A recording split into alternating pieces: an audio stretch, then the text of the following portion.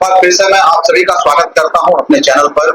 हमारे साथ परिचय है, आप हैं माननीय नीलेश शुक्ला जी, जो यहाँ पे आचार्य के रूप में यहाँ हमारे बीच आए हुए हैं। और हमारे साथ हैं शिवलाल सिंह जी, आप हिंदू संगठन चलाते हैं। और आप अपने साथ हैं रोहित सिंह जी, जो सामाजिक कार्यकर्ता हैं और जनसुराज से जुड़े हुए।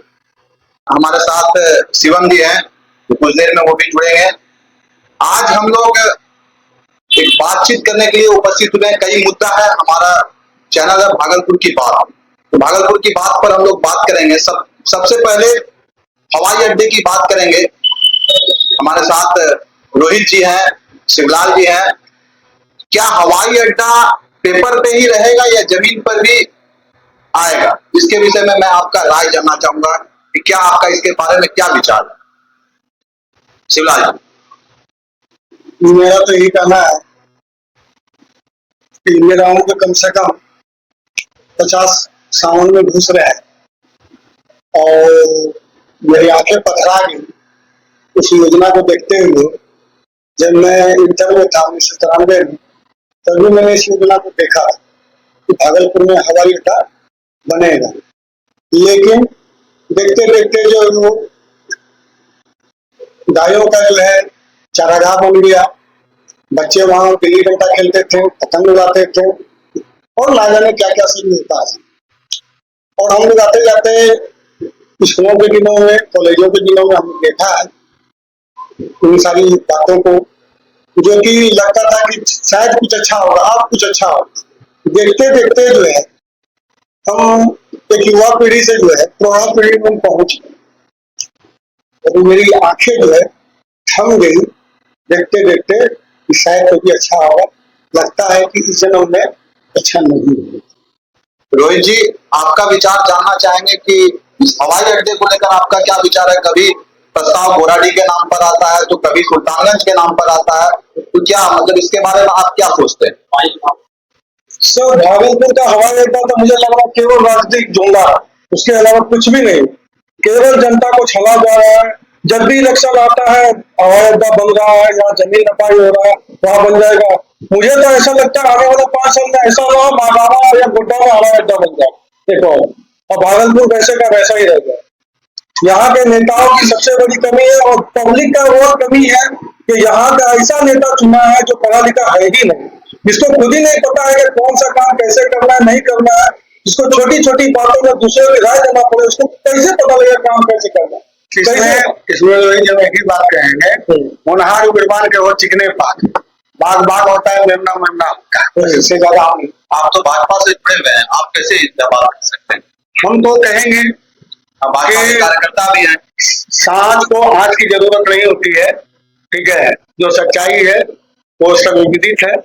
और जहां तक हम जानते हैं इस बात को कि एक काबिलियत होती है जनता से, ठीक है। आप वोट ले लेते हैं, जनता आपको बीजेपी के नाम पर जो है कि हमें लगता है कि दूसरा बार आपको सांसद बनाया है। अगर हमारी बात सांसद महोदय जी तक पहुंच रही है तो मैं उनका कटाक्ष नहीं करूंगा। मैं यही कहूंगा कि आपको जनता ने समय दिया, आप समय के मूल्यवान को समझें। अगर आप जनता के मूल्यवान को नहीं समझ रहे हैं तो कहीं आप 2,75,000 से जीते थे, शायद हो सकता है कि नेक्स्ट चुनाव जो है इस बार बहुत ज्यादा का अंतर नहीं है। और लोकसभा में हम 1 लाख वोटों का कोई मायने नहीं रखते हैं, क्योंकि एक आध गाँव अगर दाएं बाएं अगर हो जाए, ठीक है, विधानसभा अगर इधर उधर हो गया तो आपको मुंह खाने की जो पड़ेगी। अगर आपका जो भी लोग साथ में है, आपके पास एक समय है, आपको जनता ने फिर 5 साल दिया है, तो आप खरे उतरे जनता की आकांक्षाओं पर, ना कि आप केवल इधर उधर देख करके जो है अपना काम करते चले जाओ। देखते देखते यही 5 साल चला गया। हमारे रोहित जी बात अच्छा बोले कि केवल जुमलाबाजी ही सिर्फ तो भागलपुर में हो रहा है, क्योंकि यहाँ भी जो है कोई एक मत नहीं है। हम तो बीजेपी को बहुत अच्छी तरीके से जान रहे हैं कि यहाँ के लोग जो है, जो भी उनके कार्यकर्ता हो या और भी कोई ऊपर के पदाधिकारी लोग हो, सबकी अपने अपनी मन की व्यथा है। सब यही चाहते हैं जीवन में कि हमारा ऐसा हो तो हम ऐसा करेंगे, हमारा ऐसा हो तो ऐसा करेंगे। जबकि यहाँ एक लाइन में आकर एक ही शब्द बोलना पड़ेगा कि भागलपुर का विकास होना है तो होना है, और नहीं नहीं, हम यहाँ पर आपको रोकना चाहेंगे। भागलपुर का विकास कैसे हो? आपका सांसद, आपका विधायक, आपका सरकार आपका, तो इसमें कमी कहाँ रह जाता है? कमी है, बहुत सारी कमी है। आजकल क्या होता है ना कि जब तक जीते नहीं तब तक हाथ जोड़ा जाता है, और उसके बाद जो है फिर वो सामने वाले को भूल जाते हैं कि सामने वाला कोई व्यक्ति था, ब्लाइंड सपोर्टर था, ठीक है, और उसको भी दरकिनार कर दिया जाता है। जबकि हम लोगों ने, मेरा तो इतना दिन हो गया, और शायद हम भगवा को चुन करके जो है, अब भगवा को चुनने के कारण भगवा झंडा जो है वो हमारा बीजेपी का प्रतीक है, क्योंकि वो राष्ट्र को देखता है, तो हम तो उसी को देखेंगे।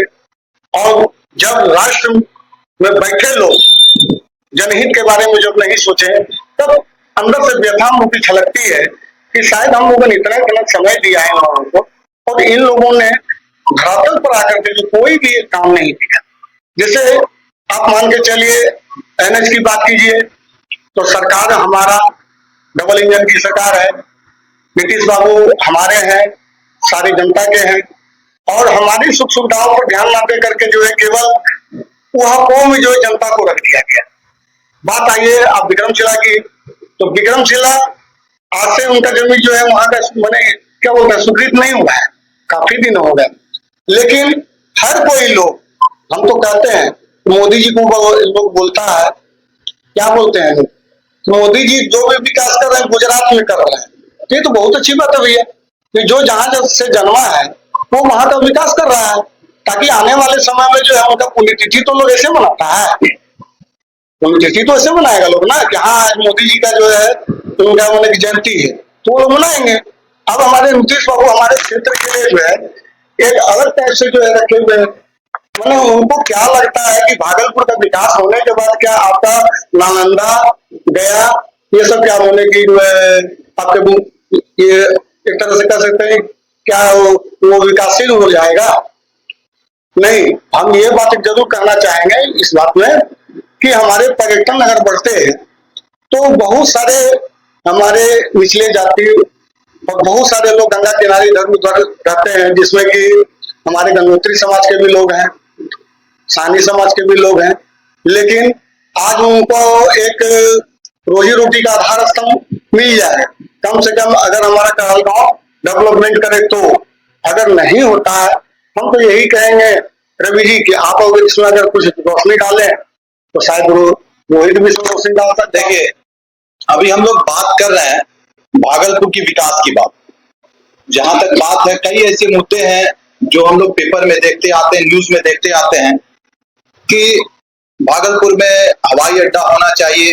कभी इनका स्टेटमेंट कि मेरे द्वारा हवाई अड्डा लाया जा रहा है, तो कभी इनके द्वारा हवाई अड्डा लाया जा रहा है, तो कभी सुल्तानगंज में प्लेन उतरने ही वाला रहता है कि तब तक वो प्लेन उड़ जाता है। इसके बारे में भी मैं बात करूंगा। इसके साथ साथ मैं विक्रमशिला विश्वविद्यालय के बारे में भी बात करूंगा। हमारे साथ नीलेश जी हैं, उनसे मैं जानना चाहूंगा कि विक्रमशिला विश्वविद्यालय का पुनर्निर्माण को आप किस तरह से देखते हैं? क्या यहाँ पुनर्निर्माण होना चाहिए या नालंदा में ही विक्रमशिला को ले जाकर स्थापित कर देना चाहिए? ये हम जानना चाहते हैं। हमारे मुख्यमंत्री जी की बहुत बड़ी खामियां हैं कि नालंदा को वो अपना समझते हैं और विक्रमशिला विश्वविद्यालय को वो सौतेला समझते हैं, जिसकी वजह से कहलगांव का विक्रमशिला विश्वविद्यालय अगर निर्माण होता तो देश विदेश से लोग यहाँ पढ़ने आते थे और फिर पुनः आएंगे। और नीतीश कुमार जी ऐसा नहीं चाहते हैं कि हमारे क्षेत्र का अंग प्रदेश का विकास हो, इस वजह से इस चीज को यहाँ लाया नहीं जा रहा। दोषी नीतीश कुमार को आप डायरेक्ट कैसे दे सकते हैं? दोषी तो आप भी हैं। आप वोट दे रहे हैं तब तो नीतीश जी आप उस जगह पे बैठ रहे, मुख्यमंत्री बन रहे हैं। हमारे जनप्रतिनिधि को दायित्व का बोध नहीं है, उनको क्या काम करना चाहिए।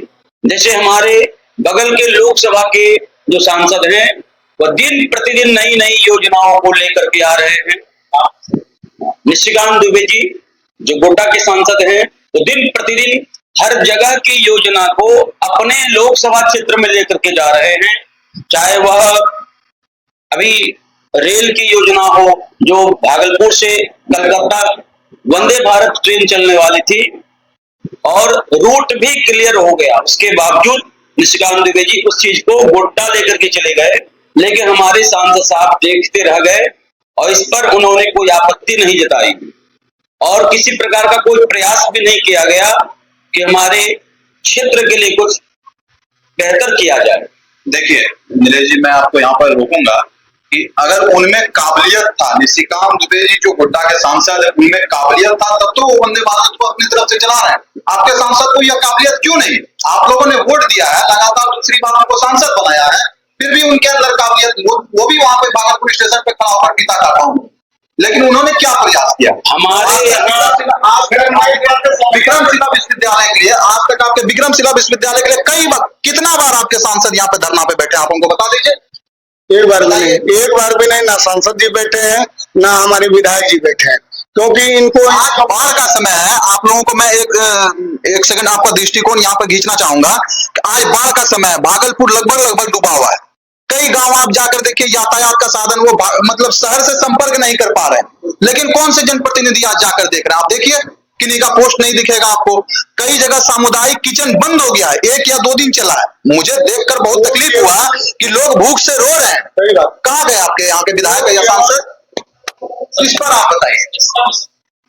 हमारे यहाँ जनप्रतिनिधि को जो टिकट दिया जाता है केवल जाति और वोट बैंक के आधार पर दिया जाता है, जिसकी वजह से हमारे विक्रमशिला विश्वविद्यालय का विकास रुका हुआ है, कहलगांव का विकास रुका हुआ है। आप भागलपुर से कहलगांव या भागलपुर से साहेबगंज के बीच ट्रेन में जितनी भीड़ उमड़ती है, प्रतिदिन लोग कुछ न कुछ परेशान हो जाते हैं।